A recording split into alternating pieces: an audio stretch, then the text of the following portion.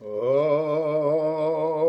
नमः माता पिता चरणं नमः विद्याप्रदायकं दीक्षामन्तरं गुरुर्वन्दे वन्दे गुरुपद पुनः पुनः।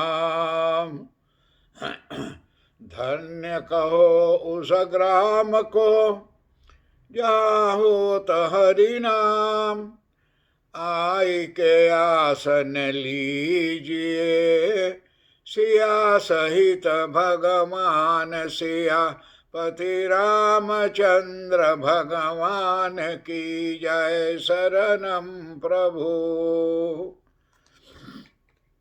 परम आदरणीय हमारे आज की कथा को श्रवण करने वाले भक्त प्राणियों, मैं हर एक लोगों को जो गौ माता मंदिर की वजह से कथा सुन रहे हैं, सारी दुनिया भर मैं हर एक को कोटान स्वागत करते हुए, और ख़ास करके फिजी में जो हमारे दिल के रिश्ते रेडियो स्टेशन हैं, वहाँ के कर्मचारियों सहयोगियों श्रीमती आशा जी को बहुत बहुत धन्यवाद हैं।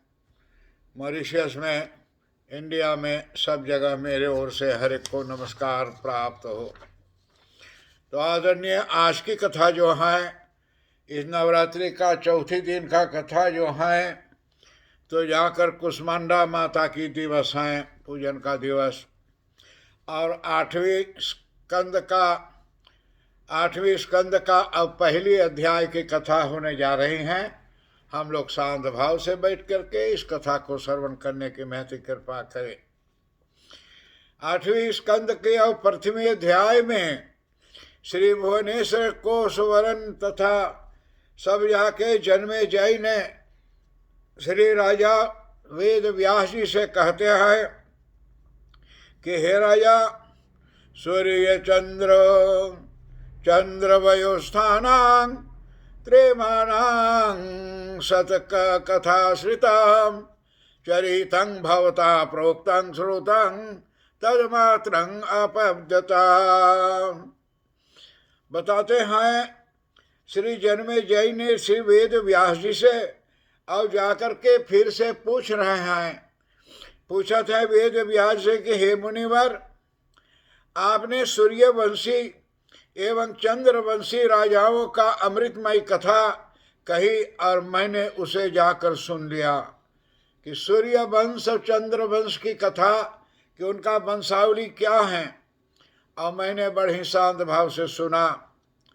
अब मैं भगवती भुवनेश्वरी की यानी विशुद्ध कथा सुनना चाहता हूँ, कि मैं भुवनेश्वरी देवी की कथा सुनना चाहता हूँ, जो अब यानी मनमंत्रों में और भिन्न भिन्न रूप से हुई, साथ ही देवी का विराट स्वरूप और पुनः यमार्थ वर्णन करने की दया करेंगे, क्योंकि स्थूल रूप यानी सगुण के यानी ध्यान से और देवी सूक्ष्म निर्गुण से, और जो जाकर के ध्यान द्वारा सूक्ष्म विस्तृत रूप परिचित से बोध हो सके, कि जिन माता के ध्यान धरने से हमें जाकर कल्याण को प्राप्ति हो सके और हमें सुख और शांति को मिल सके, ये कथा मुझे आप कृपा करके बताइए। वेद व्यास जी तो व्यास जी ने कहने लगे कि हे जन्मे जय, श्रोणो राजं प्रवक्ष्यामि देवार धनुषमुत्तमम् यत्कृतेनं च श्रोतुनापि नरं श्रो अत्रं च वदन्ति ते। राजा बताओ थे कि हे जन्मे जय, इसको सुनिए। अब मैं यहाँ से भगवती जगदम्बा का सर्वोत्तम पूजा का प्रसंग कहता हूँ, और जिसको यानी व्यवहारास्थ करने से अथवा सुनने से सहायक पुरुष कल्याण को प्राप्त हो जाते हैं, कि जिसको करने से साधक पुरुष जो हैं उन लोगों के कल्याण की प्राप्ति हो जाए और सुख शांति को मिलती है। हे देवर्षि, ये आदि शक्ति यानी पूर्वक श्री नारायण भगवान ने और जैसा ही उत्तर दिया वैसा ही मैंने आपको सुनाता हूँ। कहा था कि जितना जो मैंने सुना है वही से आपको सुनाता हूँ, आप सुनने की महती कृपा करिएगा। तो कहते हैं कि हे जन्मेजय, उस समय में यानी विधि पुत्र नारद जी और जा करके मंडप भर में भ्रमण करते हुए एक बार नारायण के आश्रम में जाकर बद्रीदास में पहुंची। और जा करके बद्रिक आश्रम में पहुंचे और वहां पर नारद जी क्या कहते हैं? नारदवाच राजा जी से जाकर पूछते हैं कि देव देवं महादेवं पुराण पुरुषोत्तमं जगदाधारं सर्वज्ञं च श्लाघनीदोद्वदुदराम। नारद बोले कि हे देव के देव भगवान, हे पुराण पुरुषोत्तम, हे सद्गुण के संपन्न करने वाले जगदीश्वर भगवान, आपको मैं कुछ जानते हैं, इसलिए हम जाने इस जगत का आदि मूल तत्व हैं। आप इस दुनिया के आदि मूल तत्व हैं कि जितना जा करके शुरू में और बीच में जितना तत्व है आदि का, ये सब आप ही हैं प्रभु। तस्य स्वरूपं वक्ष्यामि दिव्या सिद्धि जेतनम धर्मामं च मोक्षं तथा। और जा करके नारायण भगवान व्यास जी ने कहने लगा कि हे महाराज, इस प्रकार मुनियों ने श्रेष्ठ योगीश्वर नारायण ने जो सनातन पुरुष है, देवर्षि नारद के प्रश्न करने पर उत्तर देना आरंभ किया। तो भगवान नारायण बोलते हैं कि हे देवर्षि नारद, देवर्षि यत्र जगत् समुत्तमं येन ज्ञाने त्वं तत्तो जायते जमदग्रता। अब जाकर भगवान बोले कि हे देवर्षि नारद, तुम यहाँ जगत का यानी सर्वोत्तम तत्व सुनो कि दुनिया के सर्वोत्तम तत्व जो हैं उसको सुनो कि क्या है। वे देवी इस यानी जगत की सृष्टि, रक्षा एवं पालन करती हैं। और क्योंकि त्रिगुणमय होने के कारण समस्त ब्रह्मांड जो है वो जा करके इसके आश्रित है कि सारा दुनिया के लोग भुवनेश्वरी देवी माता के ध्यान धरे हैं और ध्यान धरते हुए और कृपा करके बहुत से लोगों को करते हैं। इसलिए अब मैं देवी का दिव्य रूप का वर्णन करता हूँ, जिसे सिद्ध महात्मा जन नारद स्मरण करते हैं कि जा करके मैं उनको देवी का दिव्य रूप को बताता हूँ। और जाने जो चाहे ब्रह्मा के पुत्र जो हैं,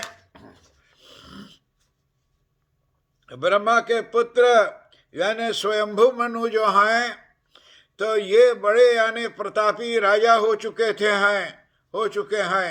इनकी स्त्री का नाम है शतरूपा।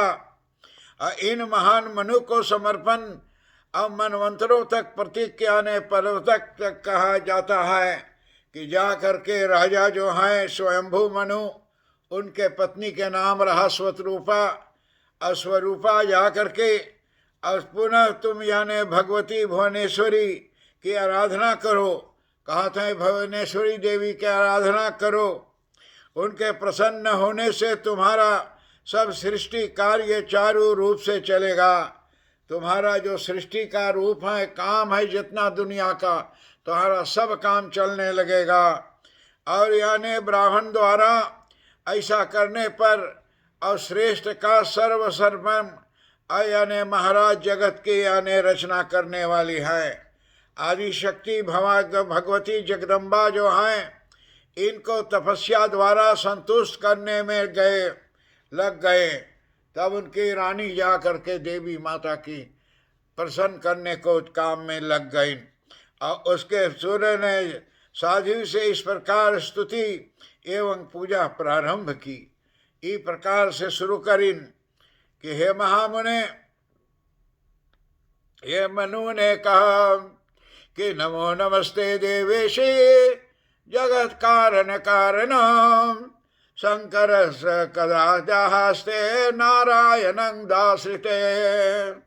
कि हे भगे, हे जगत कारणी, अब नारायण के हृदय में यानी निवास करने वाली हैं, तथा हाथों में शंख चक्र गदा एवं पद्म धारण करने वाली और भगवती भुवनेश्वरी देवी आप महान हैं और आपके बारंबार प्रणाम है देवी।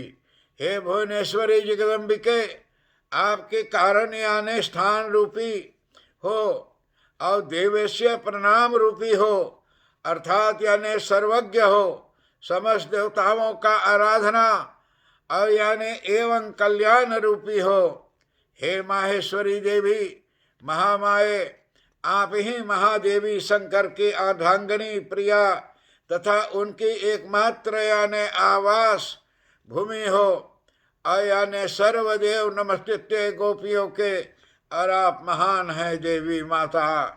आपके चरणों में मेरा नमस्कार है। सृष्टि के प्रारंभ काल में लघु कटैव दैत्य को भय से आपने व्याकुल किया है और जिनकी स्तुति करके और यानी भयंकर और दास रूप यानी संसार का और सब अपने उद्धार आपने उद्धार की है माता। आप सबों को दुखों को दूर किया है, सुख और शांति को दिया है माता। हे भुवनेश्वरी देवी, आप महान है माता। त्वं हि कीर्ति समृति कांति कमला गिरी सती दक्षिणांग वेदार्थ सिद्धि दात्री सद्भवा। कि हे माता, आपने जाकर के और इस जाने हे देवी, आप ही कीर्ति समृति कांति कमला गिरिजा सती दया दक्षायिनी वेदति सिद्धि दात्री और सब देवियों का रूप जितना है सब आप हैं माता। आपकी जाकर के भगवान नारायण नारद जी से कहने लगे, हे नारद, ये जाकर के ब्रह्मत्व यानी स्वयंभू मनु ने जब इस प्रकार भगवती नारायणी की स्तुति की और तब जाकर के और प्रसन्न होने से उनसे कहने लगी, देवी प्रसन्न होकर के और कहने लगी, हे ब्रह्मानंद, तुमने इस यानी इच्छा है और मुझसे यानी वर मांग लो, क्योंकि मैं इस समय अब तुम्हारी तपस्या भक्ति पूर्वक से पूर्ण हूँ। तो ऐसे जाकर के माता तब मनु ने अपूर्व कृपा करने वाली देवी माता से और कही कि यदि आप मुझ पर प्रसन्न हो तो ऐसे कृपा करें जिससे यानी संबंधी सब जाकर के पूर्ण हो जाए। देवी ने कहा कि हे राजेंद्र, मेरे कृपा प्रसाद से अब तुम्हारी प्रसिद्ध अवश्य ही पूरी होगी कि जिसलिए आप आइलो हो, आपकी सभी मनोकामना पूरी होगी। और यहाँ से जा कर के तुम्हारे पिताजी, आप मुझे यानी कोई भी एकांत स्थान बतला दीजिए जहाँ रहकर मैं आप जाकर प्रजाओं की और स्वतंत्र कर सकूँ। तो ये बात पूछें तो इस पर देवी माता ने अगले अध्याय में कहेंगे। आज की कथा यहाँ समाप्ति के सीमा तक आ चुके हैं। अगले बार फिर आप लोगों से मिलूँगा। हर एक बड़ों को प्रणाम, छोटों का आशीर्वाद करते हुए सारा दुनिया के लोगों को हर एक को मेरे ओर से प्रणाम प्राप्त हो। फिर अगले बार मिलूँगा। ओम शांति शांति शांति, हरि ओम।